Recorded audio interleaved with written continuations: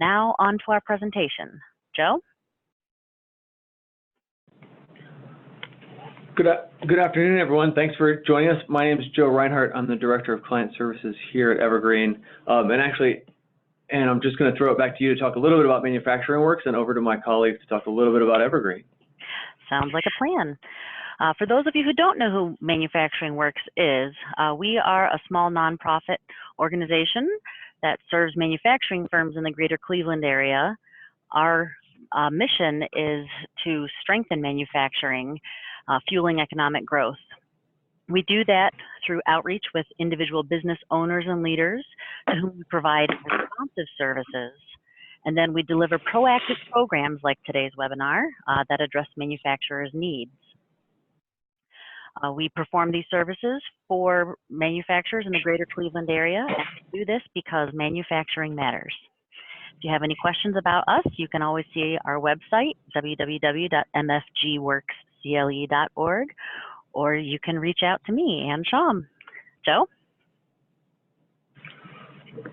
Great, and I want to introduce my colleague, Brett Jones, who's the Executive Vice President here at Evergreen Business Services, to talk a little bit about the Evergreen Cooperative. Good morning, everyone, and thanks for having us. What an awesome partnership Manufacturing Works has been. We are really excited about this webinar because we tend to live in a world where employee ownership, it means everything, and it's the center of what we do. A little bit about Evergreen is we got started about 9 years ago, really with the expressed interest of looking after people and creating quality jobs. And so we were tasked with creating wealth building opportunities through 3 companies so far. One is our Cooperative Laundry, which employs about 150 people, our hydroponic greenhouse, which employs 50 people, and then we have a construction services division that employs about 10. And really all 3 of these companies are structured as worker cooperatives, which means they're all employee owned. And it's our mission to support them and support that sort of growth. And so we took a look at the landscape of employee ownership. We had some goals to grow, and we weren't really getting there. So we realized what we needed to do next was not only start companies from scratch, but also take a look at how we could create quality jobs from existing companies. And so we got the notion that we'd start a small nonprofit fund called the Fund for Employee Ownership. And this fund's sole purpose really is to help existing business owners transition their companies to their employees, really, at the end of the day. It's not a qualification that business owners want to do that. It's just simply, in our mind, it's our mission, really, to focus on that. And so we started the fund and are working with Manufacturing Works and others in the region, including Greater Cleveland Partnership and COSI, to try to find business owners and connect with business owners who are looking to transition and may not have the best succession plan. Generally, we're looking for small and medium-sized companies and supporting that area. So our whole focus, again, is just to keep companies local, keep jobs local, and to increase the amount of employee ownership in the region. Great, thanks, Brett. And then I do just want to, before we jump into our content, I want to let everyone know that we'll also be hosting a lunch and learn on employee ownership in Northeast Ohio. We'll be inviting, in partnership with Manufacturing Works, that'll be November 13th. We'll have some great speakers from local employee-owned companies, and we'll give them and the attendees a chance to really interface and talk about what does employee ownership mean for business owners and for business owners who have retired and sold their firms to their employees, and then what does it mean for the employees and the companies going forward. But today, I just wanted so for our agenda today, I'm just going to speak for a little while about employee ownership, how employee ownership transitions from existing privately held businesses to employee ownership works, then speak a little bit about the benefits of employee ownership for owners and sort of retiring owners or owners who want to be engaged with, more engaged with their employees, and then talk about the employee ownership types. And then we'll have a case study from Isthmus Manufacturing based in Madison, Wisconsin, and we're just very pleased to have Mike Kraft joining us from that company today. And they're a fairly large worker cooperative, or a small, what would be considered a very small ESOP. And he's going to tell us about their work and their benefits from an employee-owned business.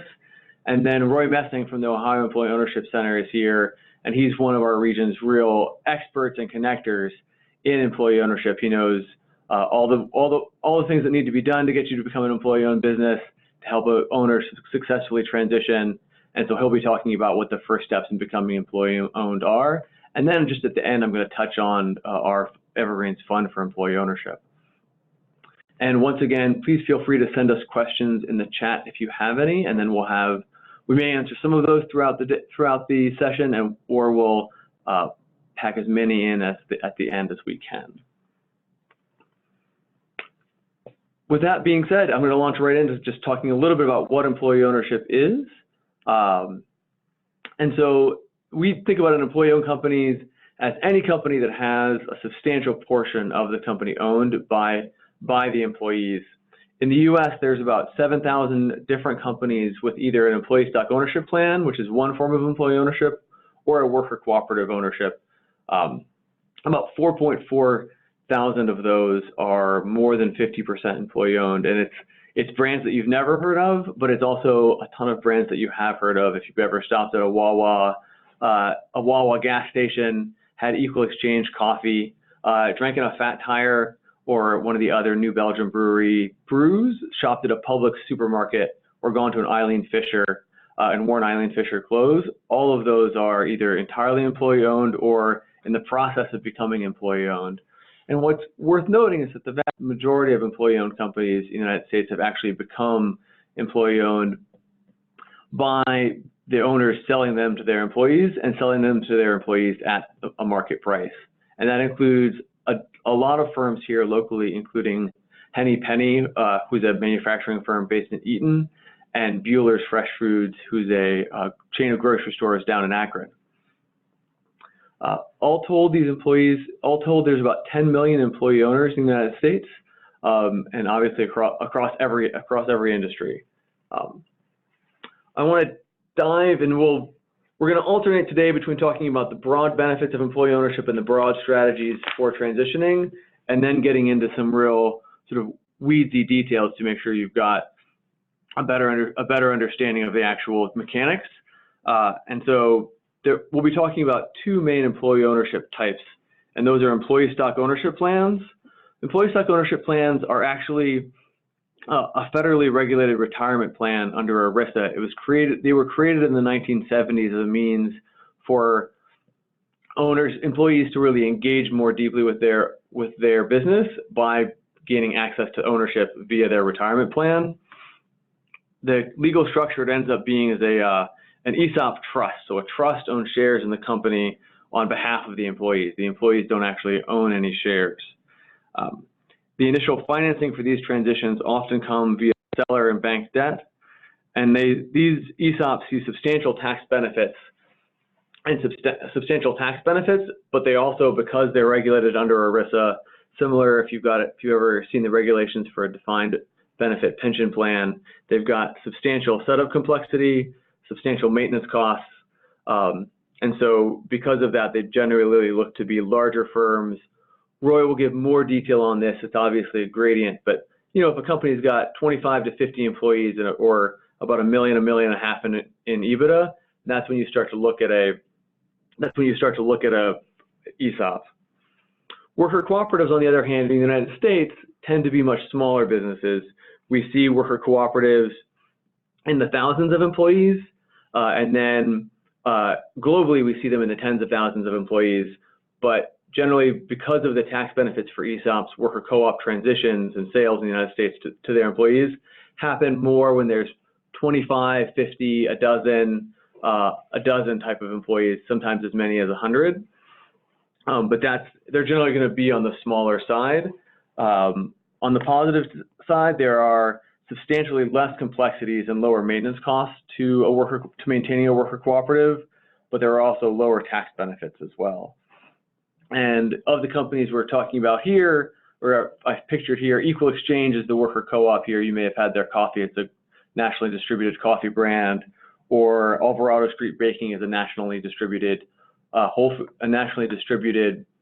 brand of frozen bread, like natural frozen bread. But those are sort of the main worker co-op national brands that you would have heard of. And then I want to speak just a little bit to the benefits to employee ownership for selling owners, for the employees, and for the business. And a few of the benefits to highlight here for owners.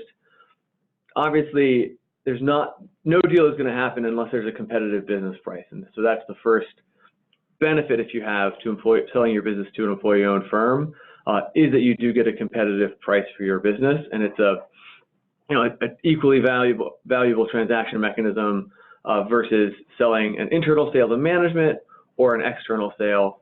But it also has the benefit of, in certain cases, you can defer the capital gains for your business through what's called the 1042 rollover. This is especially relevant for larger businesses that are registered as an S-corp, where there's substantial capital gains. And thanks to some tax law, if you sell your company and then deposit the benefits in certain stocks, American-owned stocks or other equities, then you can defer capital gains on that stocks, and that can be quite a benefit. But more importantly, ESOPs that are substantially employee-owned usually have improved cash flows from a decreased tax burden that we'll talk about later on in more detail, but that can really help increase your access to bank debt and increase your cash flow overall because of the decreased tax burden. And then maybe most importantly, employee ownership offers a real flexible transition for the owner. Maybe your company isn't positioned perfectly for sale right now, but you'd like a liquidity event and you only want to sell 30% of the company. That's more than possible and common in the ESOP, and that allows you to transition the business a little bit better, get a higher valuation, and then sell the rest of the company to the ESOP. We can do a very similar thing with worker cooperatives, where you're selling 49% or 51% to the worker cooperative.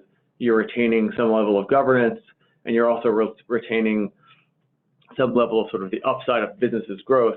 And the businesses do tend to grow more rapidly when they're employee-owned. And then lastly, and what we think is really important at Evergreen, is that you're retaining the identity, culture, and the jobs that the business has created over time. There's not, like an ESOP company, an employee-owned company just isn't going to fold itself up and move out of the country. It's not going to choose to do it. It's not going to choose to make a strategic sale of itself and then have that company, be sold off for parts. And what was really valuable in the company was the customer list. And selling to your employees really does create this firmly rooted in the community company that'll be there for generations to come. Looking a little bit at the ESOP's benefits to the business, I think there's no secret in sort of modern business that engaged employees are a critical driver of a successful business, and there's no better way to engage employees than through employee ownership. You'll see here, actually, this is an example of Gore-Tex, or W.L. Gore and Associates, who makes Gore-Tex, which is a fancy waterproof fabric. They're entirely employee-owned, and they're consistently voted one of the best places to work, both in the United States, and this is actually a picture of them winning a Great Places to Work award in Spain a few years ago. They're a global firm that has an ESOP based here in the United States. Engaged employees help make it for successful firms. It's incredibly clear from the data. The National Center for Employee Ownership has a great list of sort of deeply academic studies on their website, but the bottom line is that when you look at a firm pre-ESOP versus a firm post-ESOP, it has 3.4% higher annual sales growth. And then ESOP firms that really think of themselves as employee-owned and spread that employee-owned culture, engage people in what are the numbers of the business, how are we doing, they can see 8 to 11% higher annual sales growth than non-ESOP comparable firms. And not only do employee-owned businesses grow faster, but they also are more resilient. And I think that's probably something that I know is on our minds here at Evergreen and on the minds of many business owners, that we're probably facing some form of an economic downturn in the near future. And so I went back and looked at what the data was for the employee-owned firms in 2008, and a comparison study found that employee-owned firms in 2008 did a better job at job creation and a much better job at revenue growth And in fact, instead of laying people off in 2008, employee-owned firms that are S corporations, ESOPs, which are generally corporate ESOPs that are almost entirely employee-owned, are registered as S corps, and we'll talk about those tax benefits later on. But employment in those companies rose by nearly 2% in 2008, and also those companies continued to see sales growth through 2008, and that's something that's backed up not just by sort of that study, but time and time again you hear about employee-owned firms that say, we're facing a sales downturn, how do we all take a pay cut temporarily to avoid laying off people? How do we all share cut hours in order to avoid laying off people? And what that makes for, that creative thinking actually means, you know, because they're business focused, they're not going bankrupt, they're not driving themselves bankrupt, but if you cut everyone down by a few hours over the course of a recession, bring people back up, you save tremendous money, and you save tremendous amounts of money in training costs, you save tremendous amounts of money in sort of lost business intelligence, lost skills inside the company. And those sorts of practices make ESOPs and other employee-owned firms much more resilient in a downturn. And then finally, what's particularly of interest to us at Evergreen is that employee-owned businesses really do benefit and build wealth for their employees. The most comprehensive recent study of this found that employee-owned companies were, for employees 28 to 34 at employee-owned companies, they have 92% higher household net wealth and 50% greater job stability. 50% greater job stability than in traditional firms, and that job stability is important for us, especially at Evergreen, to help people build wealth over time, and it's important for the companies themselves to help drive down training costs. And what you see, this is actually a picture of Winco Foods that grew, is a large ESOP in the sort of Intermountain states. It's a grocery store, about 18,000 employees, and they experienced a growth spurt after they went ESOP because they had a lot more cash to reinvest in the company, and that resulted in many of their employees becoming millionaires. And when you looked at one store, there were 130 employees in one store, and the average ESOP account balance for those employees was $800,000 because of the appreciation of the share price. And Ron, I'll let Roy from the Ohio Employee Ownership Center deal with the substantial setup costs and substantial annual maintenance cost question, but he can answer that in specific. And so what you really see here is that in employee-owned firms, they have substantial benefits to the business owner looking to sell, both in terms of the flexibility of how to transition, maintaining their legacy moving forward, and just being able to get a competitive price for their business, and as well as growth benefits to the business and benefits to the employees. Just to give a few examples of what employee ownership looks like in the manufacturing sector, this is Henny Penny.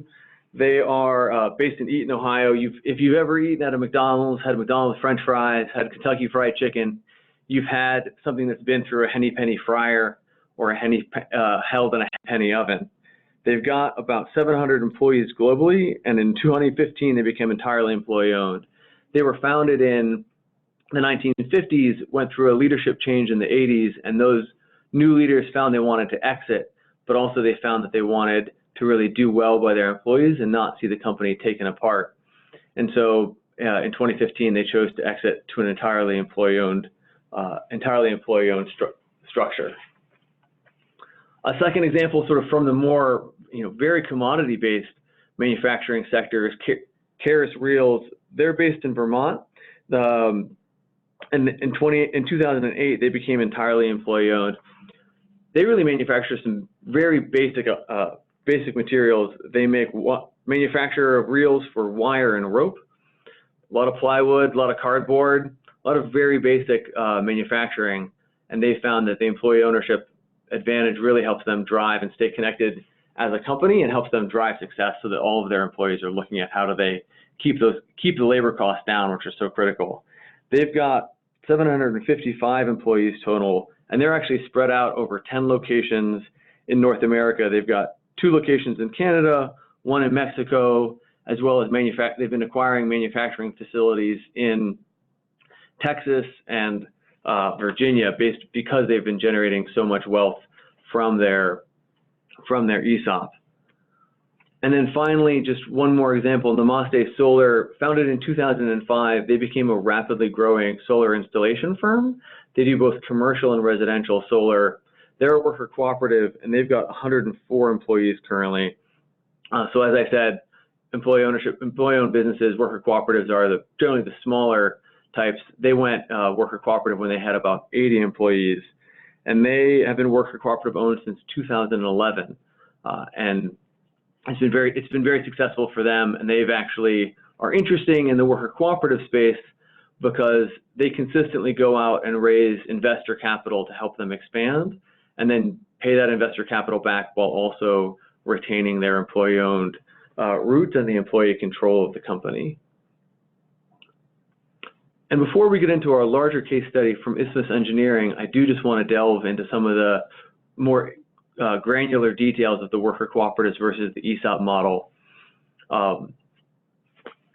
So when you look at an ESOP or a worker cooperative, the first thing you're going to see that's different is the corporate entity. Usually in Ohio and in many states, you'd see a worker cooperative registered as an Ohio Worker Cooperative Corporation, and that's a for-profit corporation. It is and it's just a funny little corporation under the Ohio corporate law, whereas an ESOP actually turns into is 2 separate corporate entities. One is the ESOP trust that's controlled by a trustee and actually holds shares in what is often an S corporation, and for the tax benefits. And that ESOP trustee and ESOP trust shepherd those shares for the employees. And that different corporate entity structure really translates into how those worker-owned businesses share profits. In a worker cooperative, you see direct sharing of profits. If you, employee 1, $3,000 based on our 2018 profits, and it's done annually. Every year, our worker cooperatives here at Evergreen give a distribution to their employees based on last year's profits. Whereas in an ESOP, employees, every year of service, employees are issued shares that are held in trust by the ESOP trust. Those shares appreciate over time as the share price of the company increases. And then when the employees retire, they're able to sell those shares back to the company, and they receive at that time the benefits of being in that ESOP. You also usually see ESOPs having some sort of a profit sharing plan in order to more closely link on a year-by-year basis those the sort of annual growth to annual benefits. As I said before, the appropriate scale for a worker cooperative and an ESOP is quite different because of the costs. You can see a worker cooperative, they can have anywhere from 5 employees up to, I think the largest worker co-op in the US is 2,400 employees. But when you look at owners selling their business, you usually will see owners with more than 25 to 50 employees really considering an ESOP, seeing if it works. If they've got more than $1.5 million in EBITDA, looking to see if that ESOP works. And that's largely because of the preferential tax treatment. A worker cooperative receives a little bit of preferential tax treatment. It's under, again, a relatively obscure section of the IRS tax code. A worker cooperative becomes a pass-through entity for the profits that are distributed to the employees. However, the company has to pay out enough of those profits in cash for the employees to cover their taxes. So there's no real tax benefit to being a worker cooperative. Where an ESOP actually, because it's an S corp, it becomes entirely a pass-through entity. It then passes through all those profits to an ESOP trust that is not a taxable entity. And so what you really see in an S corp is in an ESOP S corp is a tax-free entity, and then the employees pay taxes upon leaving the ESOP. They don't pay taxes sort of annually on their shares. They pay them they pay those taxes when they leave the ESOP, and that really is the key to driving in an ESOP. That's one of the things that drives ESOP's growth, is that they generate a lot of extra cash. They're able to pay down debt and then have cash to reinvest. What does governance look like in a worker cooperative and an ESOP? In both cases, you see the companies being governed by a traditional board of directors. Sometimes there's much more flexibility in a worker cooperative about what that board of directors looks like. In a 5-employee worker co-op, almost every employee is going to be on the board of directors, or at least every employee who's opted into employee ownership. In our worker cooperatives at Evergreen, we have generally employees on the board. We have people who work at the Evergreen cooperatives on the board, and then we have outside experts and outside advisors, because we really want to bring in that outside knowledge on the board and make sure it's not sort of an insular community there. And similarly, on an ESOP, in an ESOP, you'll see the ESOP being governed by a trustee, and the board of directors usually being governed by the former owner, if the former owner is retaining equity.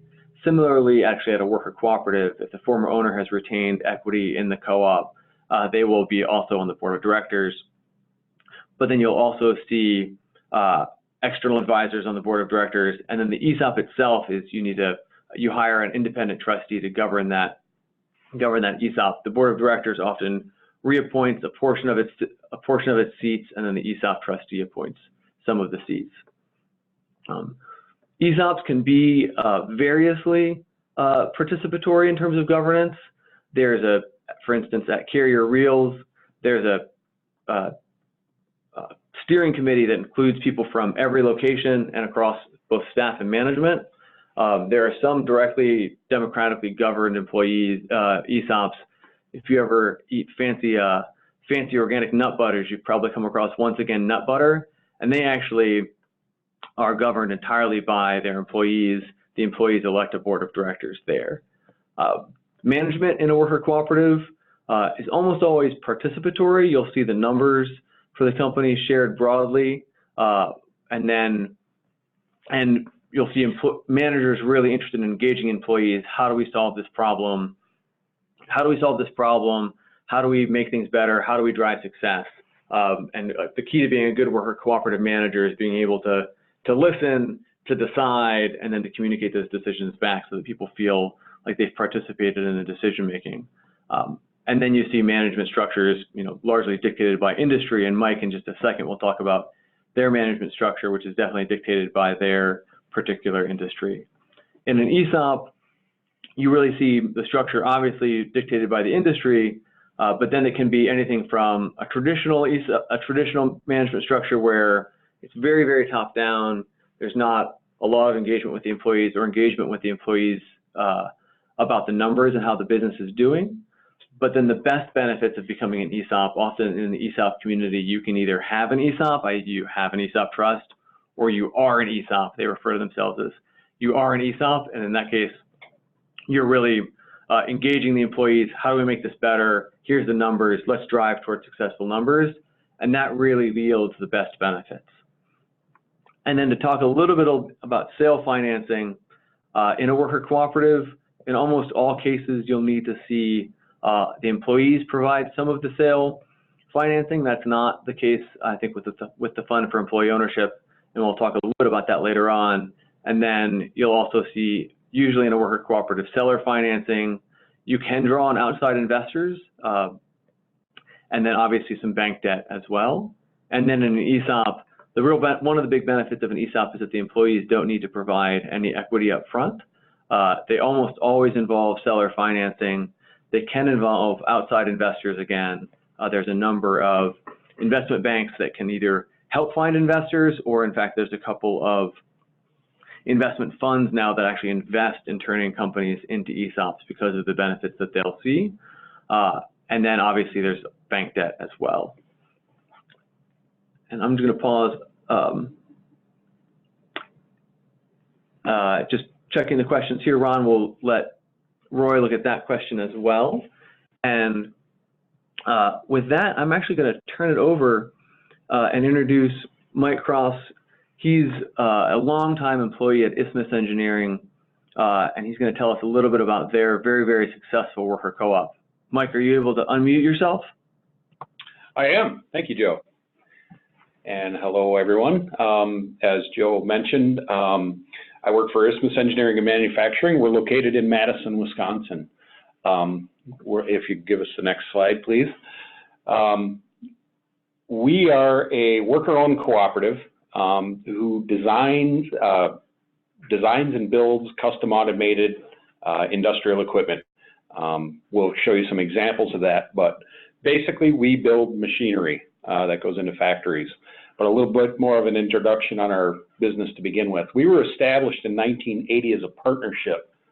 To begin with, we'll get into some of the details, but we have approximately 75 employees right now. We're highly staffed with mechanical and electrical engineers, as well as tradespeople that help us build the machines. Currently, we're at about $30 million in annual sales, and we're actually, a little trivial tidbit here, named after the isthmus between Lakes Monona and Mendota right in Madison. So you can see that top picture, the capital of Wisconsin is that dome right there, and there's a lake on either side. That narrow strip of land is where the original business was actually formed, just a few blocks from that capital. We have since relocated to the building you see in the lower picture. Next slide, please. So we quickly changed from designing machinery to actually designing and building machinery in our very early days in the early 80s. Brought on a number of liability risks, so we needed to incorporate. And the 8 partners at the time in 1983 officially, I guess you could say, converted or established the business as a worker cooperative, actually incorporated as such. A lot of the influence and decision-making for actually becoming a worker cooperative was inspired by the Mondragon experiment, which is a BBC documentary. If you've ever got into cooperative education, that type of thing, there's a large Spanish influence. The Mondragon is actually an area in Spain that was very depressed in the 50s.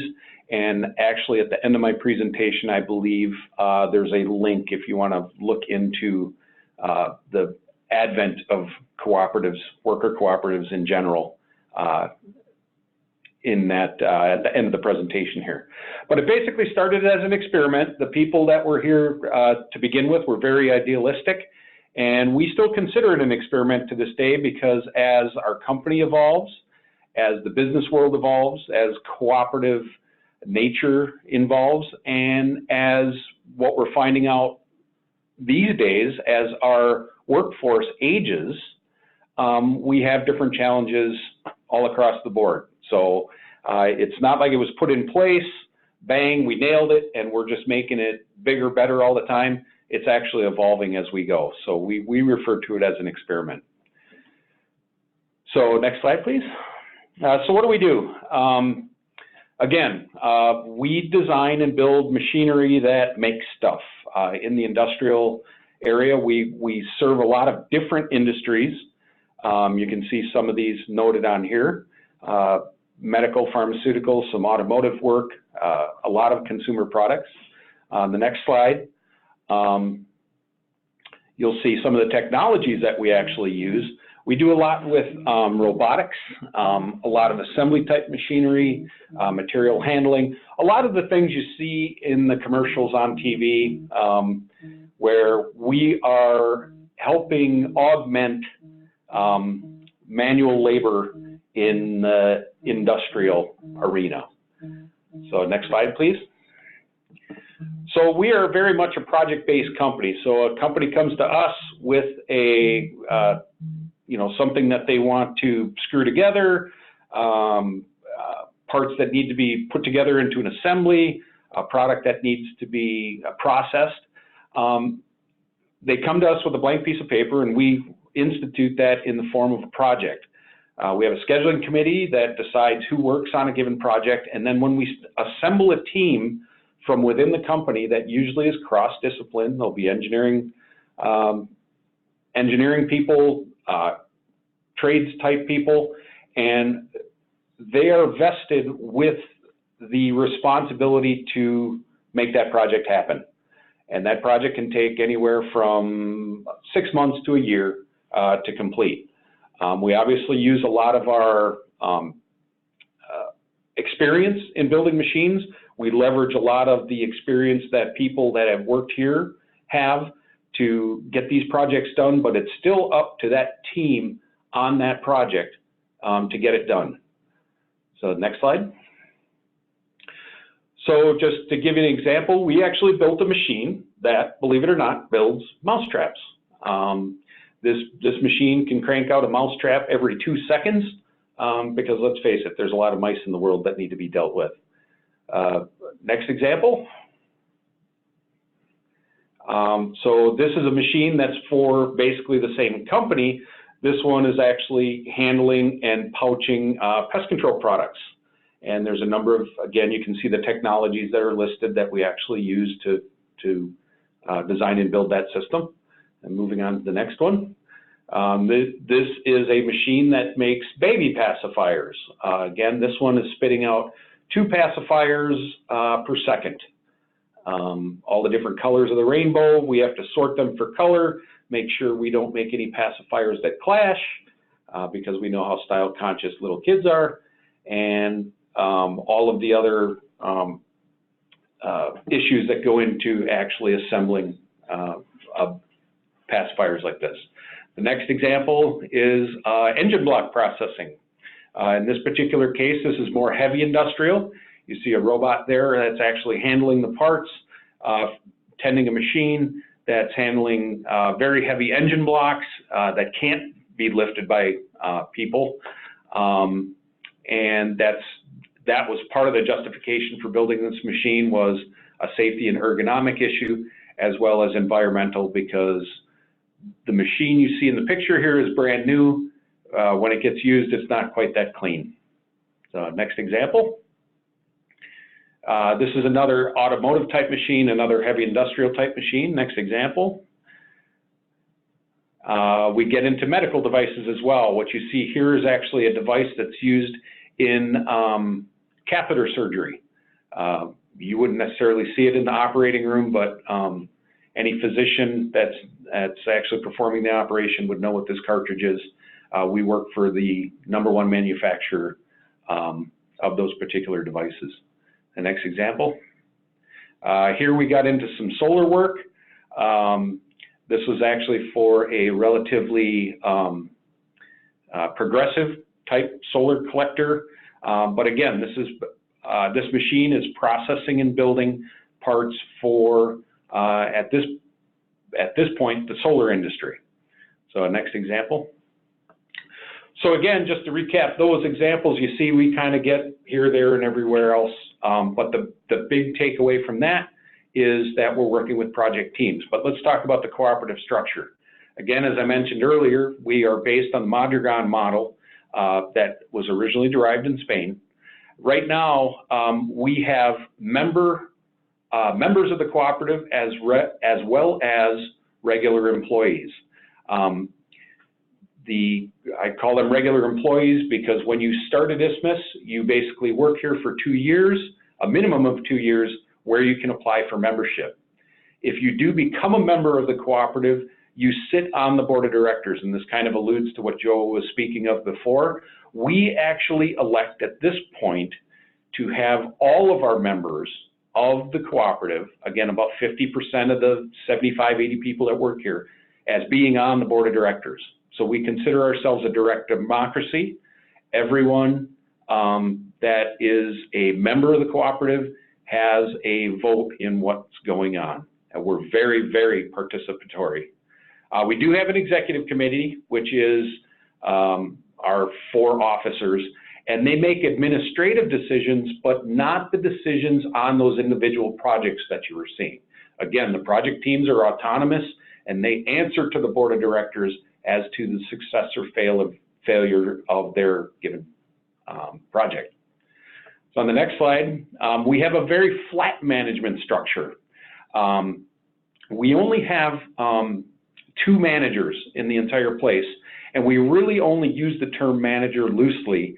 It's more to be able to interface with what we call the real world or the outside world, the more traditional companies that relate to the term of having a manager. We have numerous committees that are used to help run the business, but the managers that we have are, I would call them more coordinators than anything else. They're handling the higher level issues in the business, the corporate insurance, legal issues, non-disclosure agreements. The sales department is coordinated by a manager. But other than that, we have a very flat management structure, all board members, and as a matter of fact, we make a point to remove the stigma between being a member of the cooperative and just one of those standard employees. As I mentioned earlier, after 2 years, you can apply to buy into ownership, and it takes a supermajority for you to come in, prove your worth, and actually be accepted by the existing membership to become a member yourself. On the next slide. So this is a little corporate organizational chart. We won't get into it too much. The one thing to notice in that is we have lots and lots of committees, of which members and employees participate in, again, that word participate, to help not only get their projects done, but help make the decisions on how we run the business. On the next slide. So as we grew larger and larger over the years, we've obviously taken on larger and larger projects. We've had to specialize a little bit, and again, we have project managers. In the third bullet out in there, you see that's basically the coordinator on any given project. We pride ourselves now in the ability to handle these large projects, and a lot of that has to do with the fact that we have project teams that have full responsibility, accountability, and authority to pull those things off. That has resulted in a lot of our customers and other organizations looking to see how we do project management in general. We have a framework that we've set up that kind of embraces the cooperative structure, but doesn't preclude being used in a more traditional aspect. So we've got a lot of people that have come to us and asked us how we actually handle these projects, not just how we run our business. On the next slide. So why do we feel that being a cooperative makes us a better business? And one of the biggest reasons is that we, as participatory as we are, everyone in this place has a direct impact on our success, not only on our projects, but on the business as a whole. Everybody feels that they have a say in what's going on. And that's very, very broadly embraced by everyone that's here. Being able to have that say, being able to know that you're part of it, and know that when we do well, you had a direct hand in that. It allows us to distribute that responsibility and accountability throughout the organization, like I said, investing that in those project teams to allow them to be autonomous, lean, mean, get the job done, and in the end, that return on investment from within the organization will definitely show itself. And one of the things that we've learned over the years as well is once our customers become educated about how we run our business, because let's face it, they come in, they're used to competitors of ours that are more traditionally run, that if there's a project-based decision, you know, it has to be run up the flagpole. I don't know, I have to call the boss and see if we can do this or that or the other thing. They quickly realize that the project team that they're working with, the people they're working with, as we interface with them directly on their end, are making decisions that wouldn't normally otherwise be made at that level of the organization.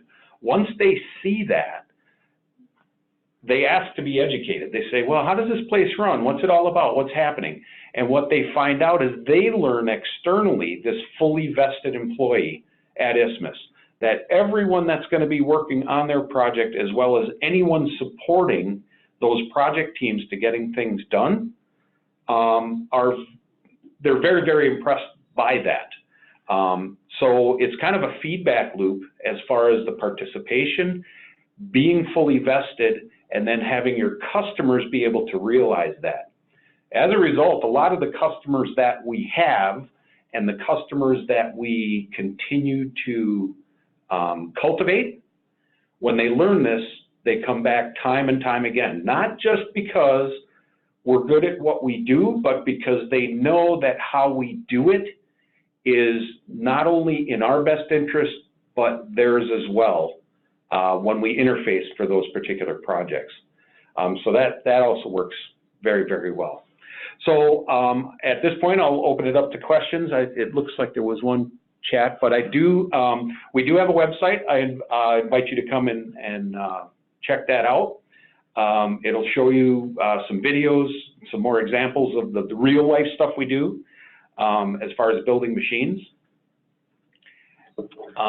Thank you so much, Mike. I'm actually gonna, we're running a tiny bit behind, so I'm just gonna go ahead and turn it over right now. And your contact information is also at the end of the slide deck here. So I'm gonna turn it over right now to Roy Messing from the Ohio Employee Ownership Center to talk a little bit about becoming the first steps in becoming employee owned. Thank you, Joe. I'm going to take a little step back just with people from a mindset of a business owner. You know, one of the things that we experienced over the years here at the Ohio Employee Ownership Center is that a lot of owners pursue the sale of their company either to their employees or to an outside firm, and oftentimes they don't consider everything that could impact them, and they're a little disheartened at the back end. So I wanted to touch on those items real quick and then move into the employee ownership side.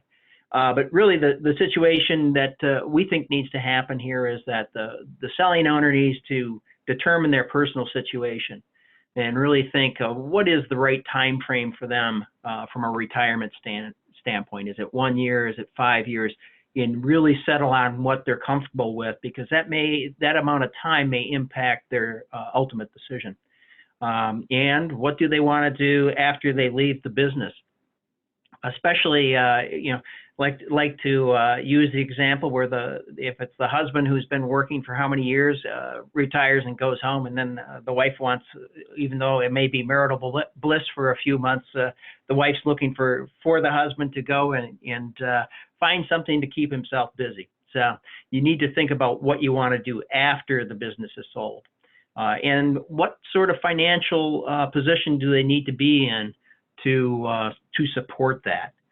You know, so it's personal life, personal financial needs, and then as well determine what's the current financial condition. One of the things that studies show is that roughly 80% of a business owner's wealth is tied up in their business. So it's very important that they get the right amount out of that business to support their life. So they're going to be happy, and then, you know, they won't be unhappy with the sale, and that can help support down the road. Next slide, please. Other things to look at, you know, getting the books in order, making sure that due diligence is done, taking out the non-business assets and expenses, you know, the golf memberships, the sporty cars, and those sort of things. Very important for the sale to the employees would be making sure you have the right players in the right seat, really making sure that the deck is aligned appropriately to carry on that business successfully, because you're ultimately going to need some revenue from that company to support this sale. And assessing the value of the business, determining what's a real value of the business. Oftentimes we see that maybe it's not a full-blown valuation, but at least there's some form of valuation prior to get a sense of what the right range is for that business. And one of the things this can do is, if you don't have the true value in mind, or you're off by quite a bit, then it can really impact these. Do you adjust your personal goals, what you want it to do, or do you move forward and stay there for a few more years to get to where you need to go? Next item, please. Oh, you're already there. Owners may percolate the idea for years before moving forward, and it just depends on the company circumstances. If the company has a lot of debt, you're going to need to reduce that debt, because ultimately you're going to replace the owner's equity and support that with debt to help finance the transaction. So you're going to need some time if the company is leveraged to any degree. Typical time, once you're ready for an ESOP, it takes 6 months to a year. For a co-op, a little less time. One of the things that I think Joe touched on with an ESOP, it's actually a qualified retirement plan, so that it's under the purview of not only the IRS, but Department of Labor as well. So you want to make sure that you get everything wrapped up the right way, get the the I's dotted and the T's crossed. The quickest time that we've seen was a 10-week, in a very certain circumstances, owner had cancer and had the company ready to go and was able to convert that. 4 months is the shortest time that we've seen on a worker co-op. Next. A couple things. I'll step back just to hit. There was one question on the capital gains, which we'll get into a little bit. The company has to be a C Corp to take advantage of the capital gains deferral. These are long-term capital gains, and as long as the company sells at least 30% of the shares to the employees, then you would qualify for that. The other side of that is you have to have somebody park those shares in a qualified plan so that you can match it. So if you're familiar with real estate, it's kind of like a like kind of exchange or a 1035. Much more complicated, but a little along those lines. As well, there's questions on setup cost.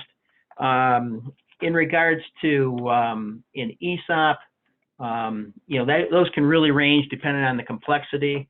The lowest that we've seen is about $45,000, because you have to have an attorney, professionals complete those documents, have a valuation. A valuation is required, and a third-party valuation is required on an ESOP. And you may have, from a trustee standpoint, it's actually a qualified plan where a trustee is put into place to set up the shares. You can have an internal trustee afterwards, but you want to make sure you have that somebody to cover that basis. Compared to a co-op, maybe something substantial as $15,000. We've seen some as high as $50,000 because of some circumstances. But an ESOP can be, there's really a wide range of potential costs just based on the complexity. I had a case where there's a company had operations in 13 different states, and they owned some real estate and leased other real estate. So a very complicated transaction, was probably north of $500,000, but it was a $100 million company. So it all something you have to work through. And that's part of when you're going through establishing this, you have to see what sort of value do you get on the deferred taxes or the reduction in taxes, and how do those offset?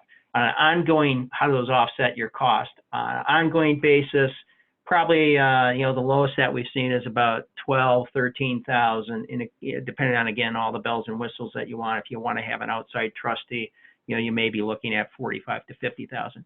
So if you're a smaller company, 10 million in revenue, probably that lower model. If you're a $100 million company, you're probably not as concerned about those lower costs.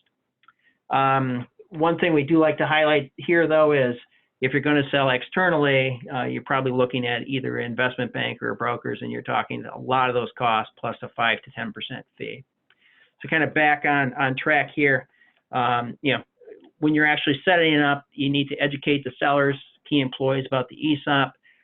We see stages, and the two slides that I'm going to have, is a lot of these parts are taking place at the same time.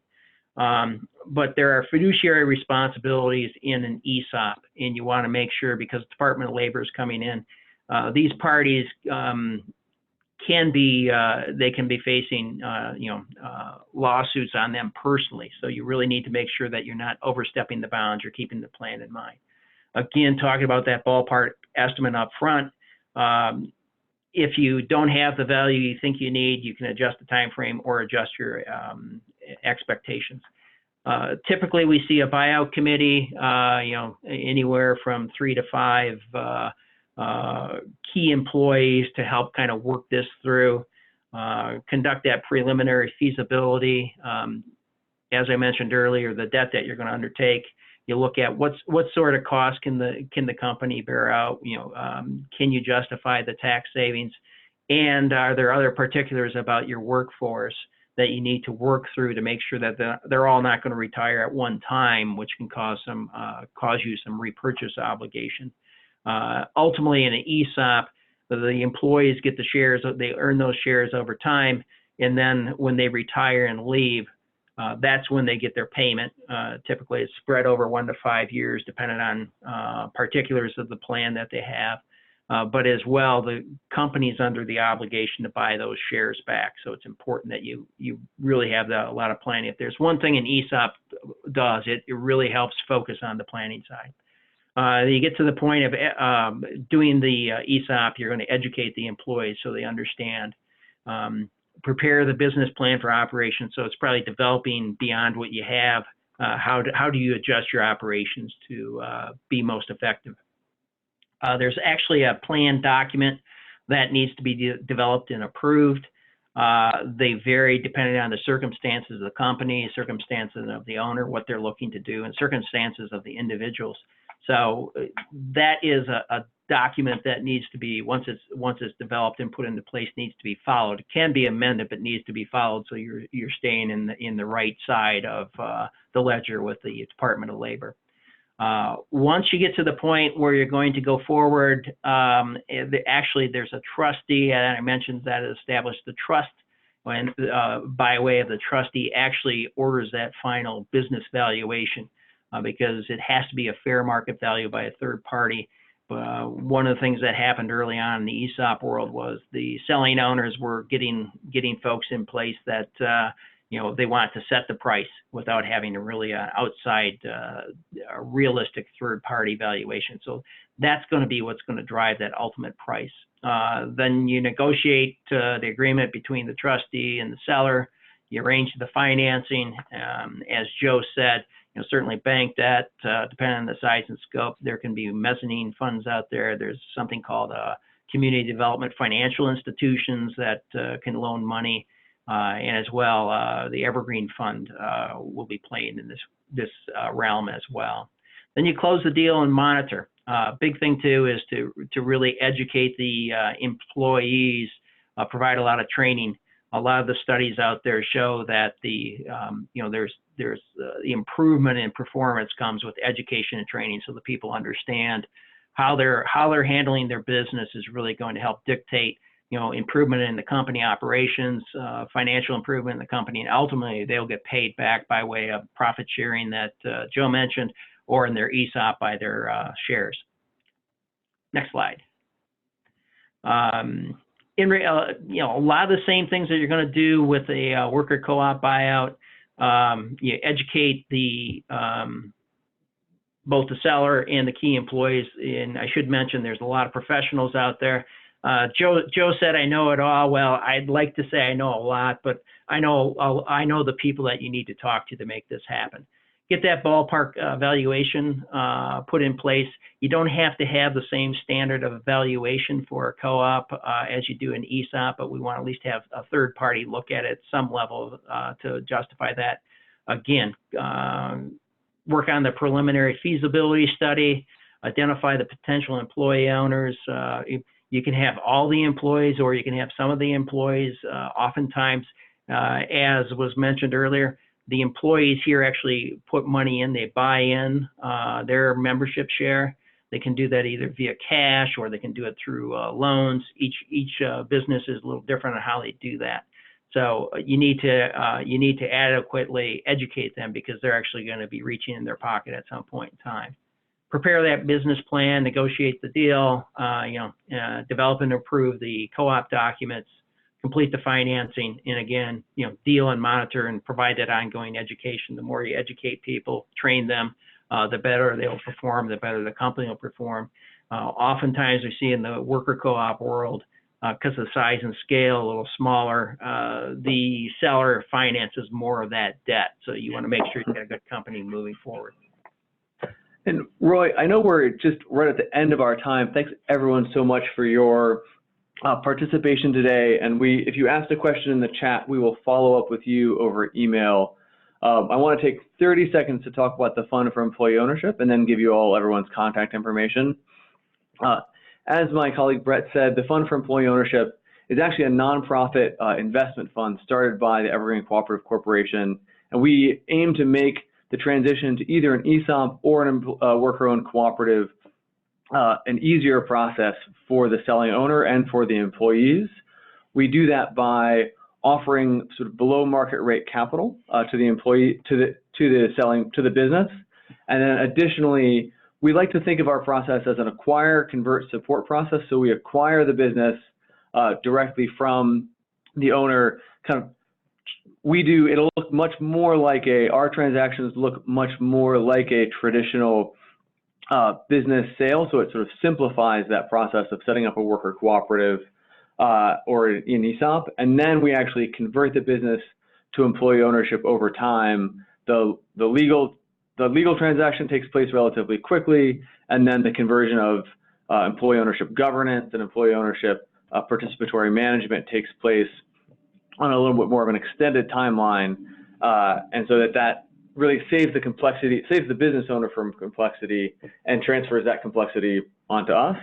And then we continue to support those companies as part of the Evergreen network. We have a lot of external supporters. We provide back office services for smaller companies that sort of don't have efficient back office services in-house. And so in doing that, we really drive wealth creation for the employees going forward. And I will, I know it's the very end of our time, so we'll follow up with everyone with these slides. Is there anybody, if you have any last second questions and want to stay on, feel free to put them in the chat. Otherwise, I'll just remind folks that November 17th is the Lunch and Learn. And if you'd like to hear from local employee owners, employee-owned companies, and former business owners who have sold to their employees, please look for those materials coming soon from Manufacturing Works. And then lastly, I just want to thank all of you, and thanks Manufacturing Works for joining us and helping host us here today. Thank you so much.